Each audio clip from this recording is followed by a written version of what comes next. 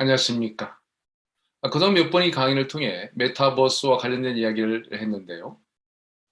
강의를 시작하면서 제가 1991년부터 5년 동안 스페인 마드리드 대학교에서 박사과정을 공부한 학위 논문이 20세기 초 스페인 메타극의 이론과 실제였고, 그 이후에도 주로 메타픽션 등 메타 관련 논문을 써왔다고 했습니다. 현재 메타버스라는 것이 사람들 사이에 많이 회자되고 있지만, 당시에는 이것이 과학기술과 접목되고 산업화되어 일상의 일이 될 것이라고는 상상도 못했다고 말했습니다. 한편 메타버스라는 용어를 검색해보면 현재와 미래의 기술, 그리고 산업과 일상생활에서의 변화에 대해 말하고 있고, 그 용어는 닐 스티븐슨이라는 사람이 스노우 크래시에서 처음 썼다고 말하는 정도에 불과합니다. 사실 제가 이 주제에 대해 관심을 갖게 된 것은 문학에서 비롯된 인문학적인 관점에서라고 말할 수 있겠는데요. 스노우 크래시가 단순한 책이 아닌 허구의 소설이며, 그것을 쓴 사람은 소설가라는 점을 되짚어 본다면 지금은 기술 분야에서 더 많이 다뤄주고 있는 메타버스라는 것의 본질은 바로 인문학에 뿌리를 두고 있다는 점을 알게 됩니다. 따라서 저는 몇 번의 강의를 통해 이 부분에 대해 접근하려고 했는데요. 논문에서 다룬 이론이나 작품들이 많기 때문에 다 다룰 수는 없고, 그중에 몇몇 중요한 개념들 중심으로, 그리고 대표적인 작품만을 내세우면서 강의를 진행했습니다. 제가 공부하면서 다뤘던 주제가 몇십 년이 지난 이 시점에 우리 삶에 깊이 펼쳐지게 됐다는 사실은 믿어지지 않는 현실이지만, 인문학 공부가 일반적으로 봉착하게 되는 비현실성을 생각하게 된다면 참으로 행운이 아닌가 생각해 봅니다. 보통 문학을 다루는 연구나 논문, 그리고 강의들은 현실 세계와는 멀고, 산업은 물론 돈 버는 일과 먼 이야기로 생각하는 경향이 있으니까요. 이번 강의를 하면서 짧게 언급할 수밖에 없었지만, 돈키호테라는 부르의 작품을 메타 문학의 대표 작품이라고 말했고요. 스페인 바로코의 대표적인 화가 벨라스케스의 그림들도 예로 들었습니다.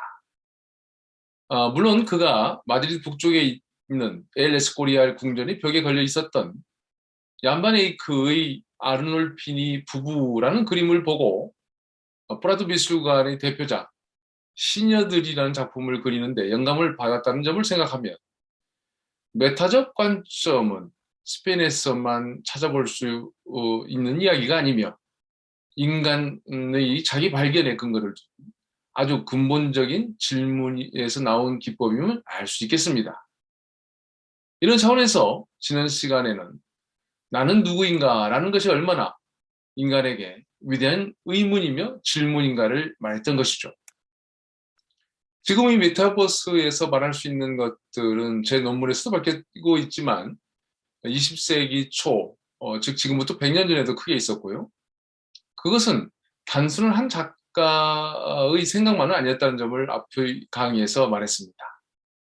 메타버스라는 용어도 닐 스티븐슨이 1991년에 낸 책에서 처음 썼다고 했지만, 같은 해 데이비드 갤런트라고 하는 작가 역시 미러 월드, 그러니까 거울 세계라는 책을 내면서 그 부제로 만일 어느 날 소프트웨어가 우주를 상대해 넣는다면 어떤 일이 벌어질 것이며 이는 무슨 의미일까라는 말을 넣은 것으로 봐서는 메타버스가 닐 스티븐슨만이 독창적인 세계관이 아니라는 점도 알게 될 것입니다. 벌써 꽤 오래되었는데요. 미래학자 엘빈 토플러가 예견한 미래는 지식과 정보 기반 사회였습니다. 지식이 상호작용하고 그것은 거대한 힘이 되는 것인데요. 그 예언은 이미 현실이 되었죠. 한편 우리는 얼마 전부터 인문학과 과학기술의 융합을 말해왔습니다. 정신세계와 물질세계의 융합, 보이지 않는 세계와 보이는 세계의 융합. 인문학과 과학기술의 융합은 사실 우리가 새롭게 인식할 뿐 이미 우리에게 있었던 세계죠. 그동안의 학문은 인문학의 한계에서 과학기술로 갔고, 과학기술의 한계에서 다시 인문학으로 그 해결 방법을 찾으려 했으며 그 과정에서 서로를 융합해보는 과정이 있었습니다. 개인들이 만들어내는 지식들은 정보화를 통해 상호작용을 하면서 기하급수적으로 그리고 무제한으로 확대되고 있죠.